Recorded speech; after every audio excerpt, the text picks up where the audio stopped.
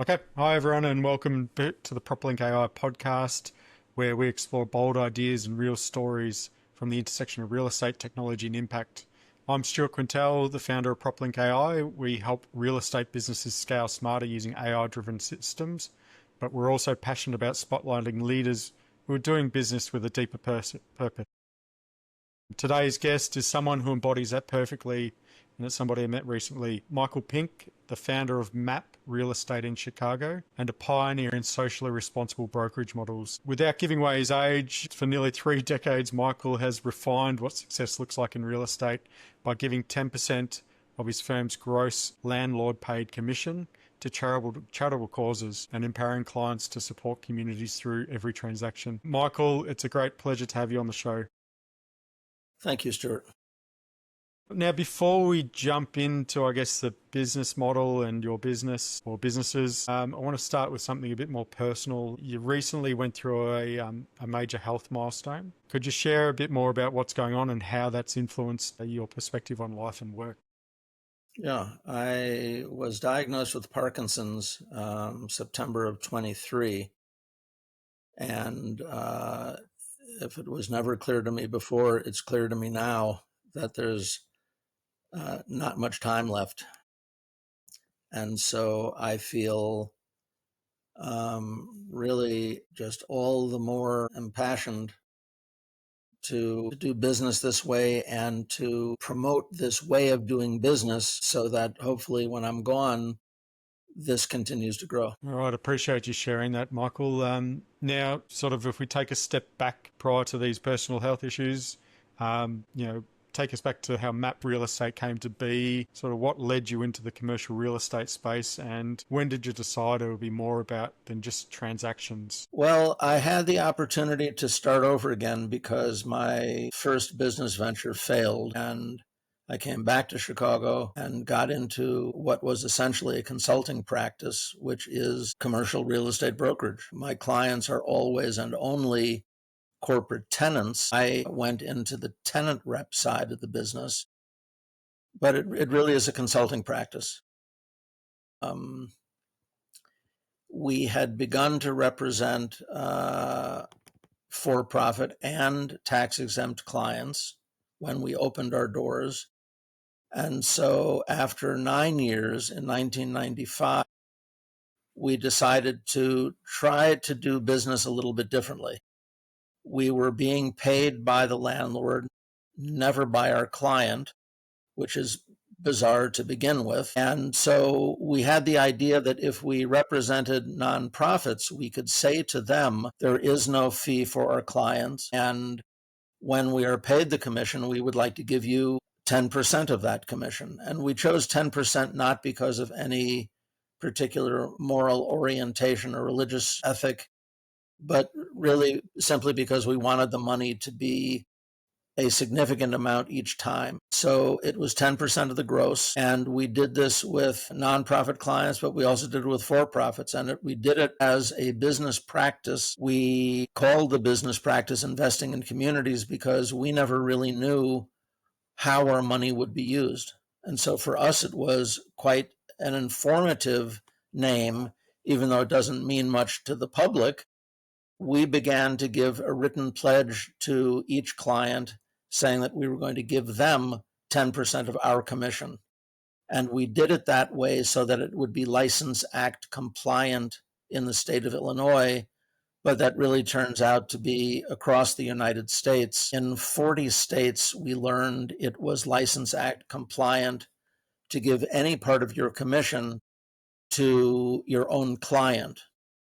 So we began this as client-directed, broker-funded philanthropy. And when we represented a nonprofit, we could write the check directly to the nonprofit, but only because they were our client in the transaction from which we earned the commission. If we repped your company, for example, a for-profit, we could not give the money to a charity of your choice. That would violate the License Act, but we could give the money to you, our client. So we began to do this and there were no strings attached. And we found out that 3 times a for-profit client kept our money. And so really from the start, we were aware that there were deficiencies with the program that we tried to figure out ways around. Okay. So back in 1995, the idea of like social enterprise and giving back sort of wasn't really a common term, especially amongst corporations or businesses. How did clients respond back then versus, I guess, now? I guess it's more common now that social enterprise is there, but what, how was it back in 1995 when you introduced that model? Blew them away. Yeah. They'd never heard of it before. We were already a professional services firm providing our services at no cost to our clients, and then we were writing a check to the clients. That was pretty strange. And it has continued to be quite strange, even though it's a little bit more common than it used to be to do what we called quite a long time ago doing business, doing good. Now, in the business of real estate, like especially brokerages, you obviously believe this is a good fit for this kind of model. Why is that?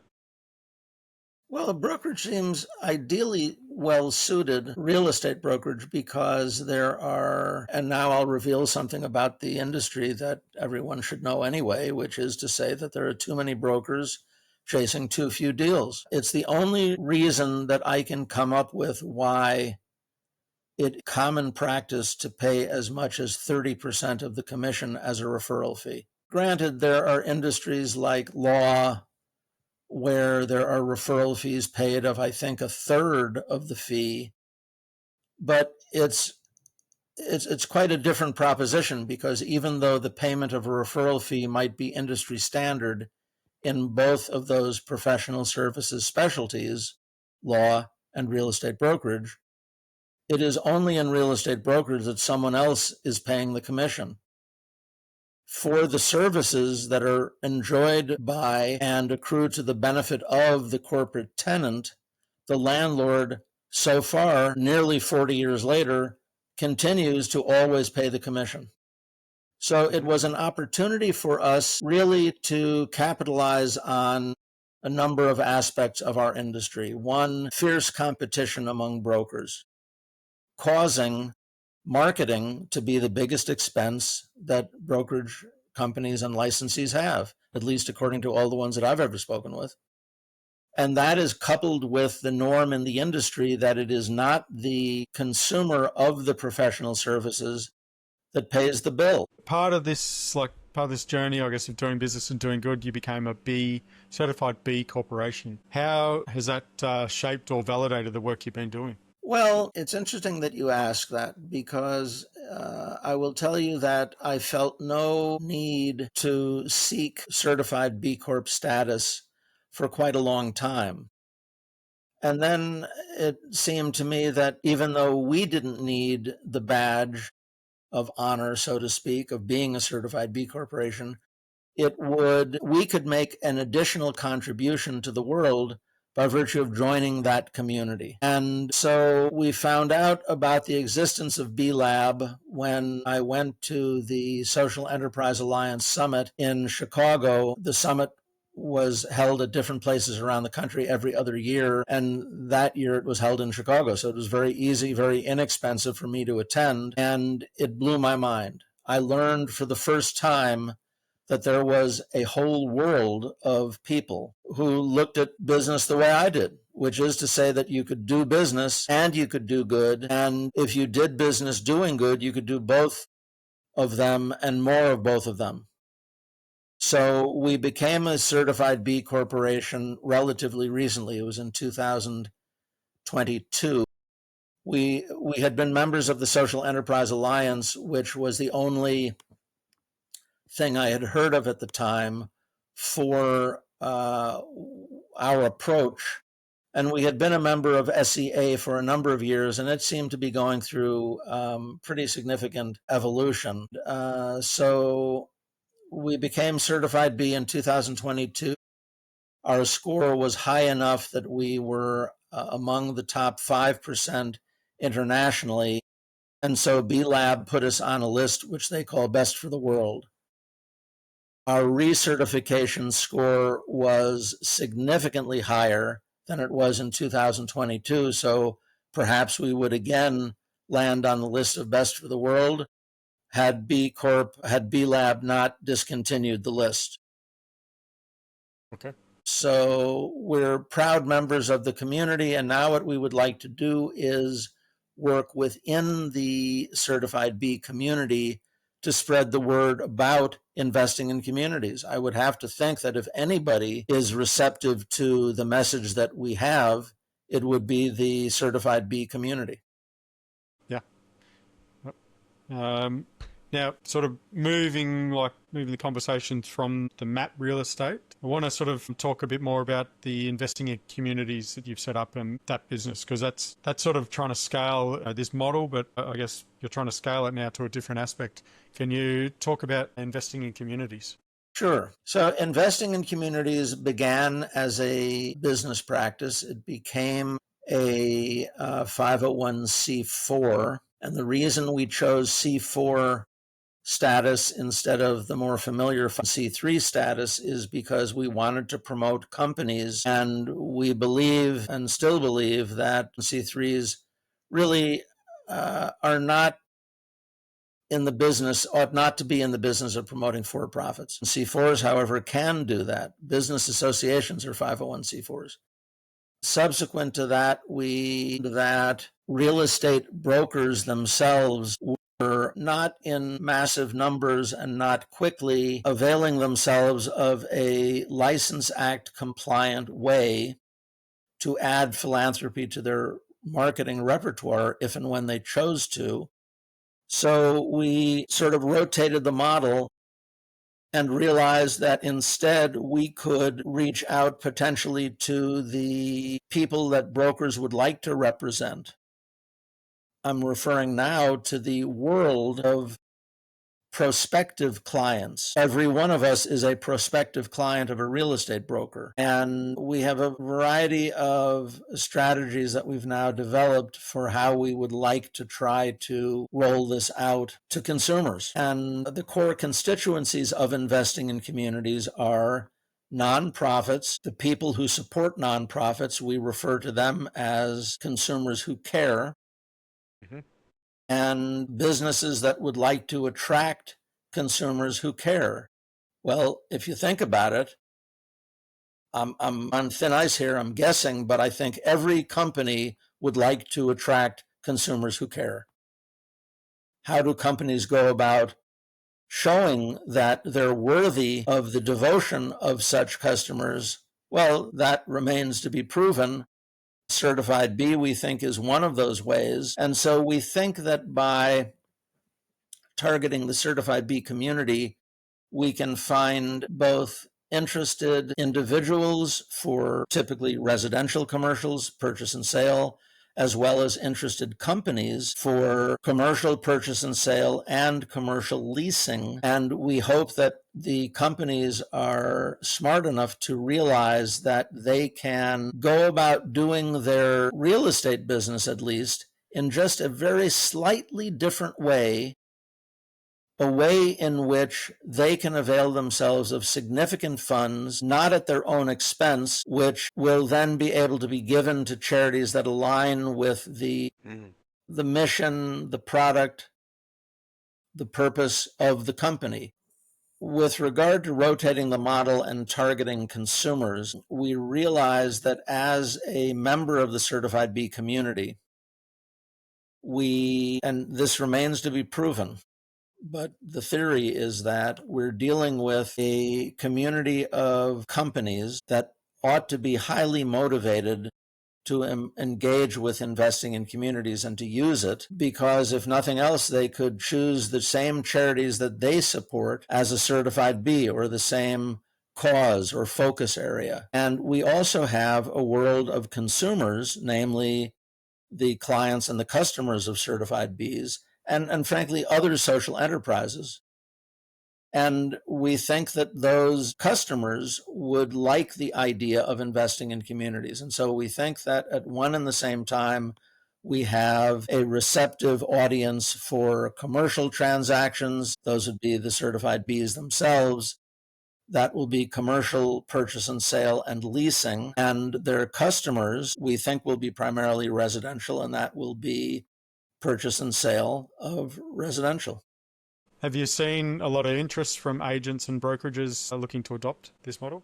Only obliquely. And by that, I mean that there is a growing number of residential and even commercial companies, brokerage companies, that are espousing such values as the ones that have been guiding us for a long time. And they seem to be adopting a philanthropic posture, if you will. There are often not a lot of details for exactly what they're doing, how long they've been doing, what does it amount to. But there are more and more brokerage companies that are saying to the world, choose us because we do business doing good. At the same time, we more and more individuals focus, albeit perhaps younger ones, perhaps your age cohort, Stuart, more than mine, and even younger than you, if such a thing is possible. Oh, not that young. It's a good lighting. Yeah, yeah. And we think that those humans will get what we're trying to tell them. Yep. So we're optimistic. So, yeah, that's good. I mean, it's what I guess from this investing in communities, like you've set this up, or you're trying to build it up as well. Like, what does success look like if it scales the way you envision it to? Well, if it scales the way I envision, then someday, relatively soon, I hope, the default presumption on the part of any of us in the consuming public, any of us who are prospective clients, will be, I have an opportunity now to choose a real estate broker. What cause am I going to choose to support with part of their commission? I would like that to be the thought that goes through everybody's mind anytime they think about a real estate agent. Yeah. How will that happen? I have absolutely, honestly, your audience should understand that I don't yet have any idea how exactly that will happen. Will this be a franchise model? Will this be something that every science Olympiad chapter in the United States, and I think there might be one at each of the 10,000 schools roughly that Science Olympiad is involved with? I don't know. But I can only tell you that every one of the Science Olympiad chapters, every Girl Scouts, Boy Scouts, Cub Scouts, Brownies, basketball team, football team, baseball team, they're all raising money. This is a Yeah. way for people who care about them to give them more support than they would otherwise be able to do. Yeah, it's giving a lot of people opportunity, especially those communities, sports communities, Cub Scouts, giving a lot of people life skills, social skills, everything like that. And they all deserve Maybe, funding. Stuart, let me make a point, if it's okay, that we created investing in communities not as a marketing platform for real estate agents, but rather, and this is a very big distinction, as a better way for anyone to utilize the services of real estate brokerage. But maybe what will happen is that there will finally come together a group of brokers who think that doing business, doing good is the best way to be in business. And maybe those brokers will embrace investing in communities, and there will be brokers in every urban center who are part of investing in communities and who say, every transaction that I handle will work in the IIC way. And so I don't know if we will be successful in reaching consumers directly or if it will go in a different direction. And perhaps there's room for it to go in multiple directions. Okay. When talking now, sort of, I guess, from a technology perspective, because that's often where we end up talking with guests on this podcast. We talk AI, automation, technology in real estate, but I guess social impact or impact is also a system too. How do you think technology can either support or amplify doing good? Because I'm not a technologist by any means, I am the radical opposite, whatever that might be called. The only thing I can think of is two things, I suppose. One is automation.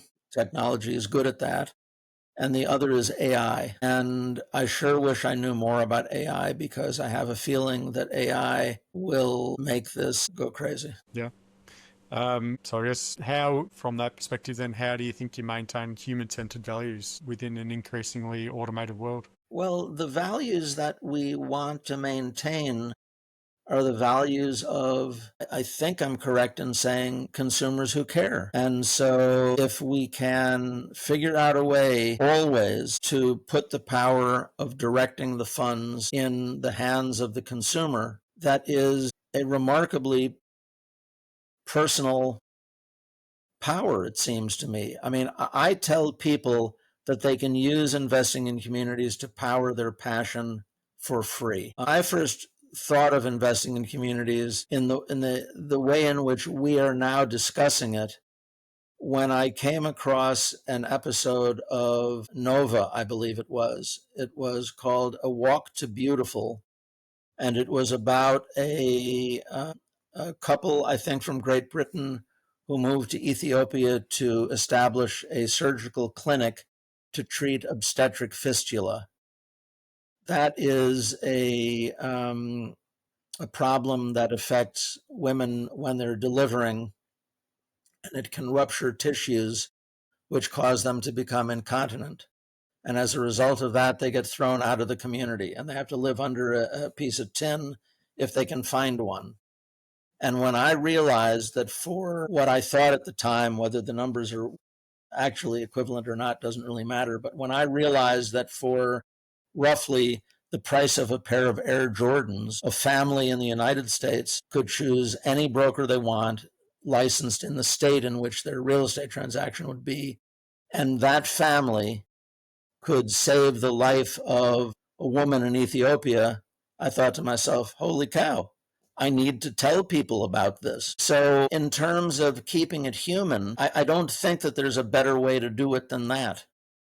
The power to direct investing in communities funding, we have always given to our user, the individual or company choosing to use investing in communities with their transactions. So an attorney in Chicago chose the Kennebec Estuary Land Trust in Maine to receive $6,905 simply because he renewed his office lease. Yeah. I hope that that answers your question.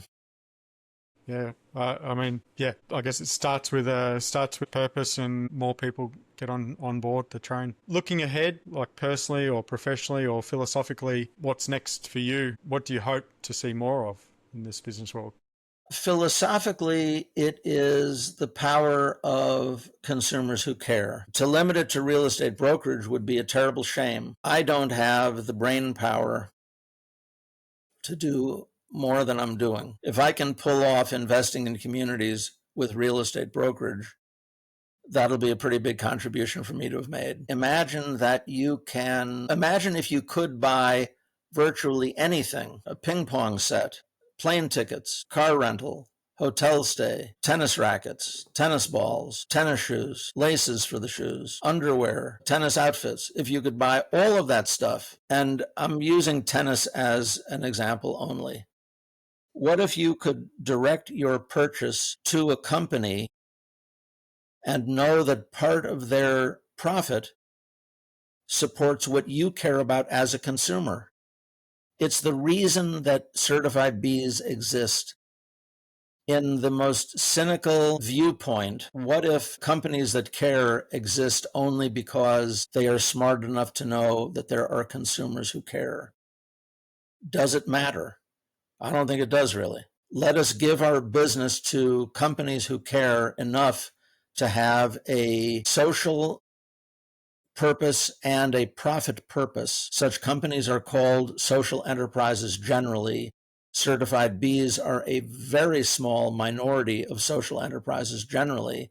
So investing in communities is a mindset for how to do business. And the important distinction is that consumers get to decide that also, not just companies. Michael, I'd like to thank you for the incredible conversation, sharing and sharing more about MAP real estate, investing in communities, as well as your journey as well across the last 3 decades. And also, it's been great to sort of bring this sort of content on to prove that profit and purpose can exist, but also amplify each other. Now, for anyone that listens to this, where can they learn more about you or your businesses? Which one do you want to, you can promote both of them? And anyone can find me on LinkedIn, Michael A. Pink. MAP Real Estate is maprealestate.com.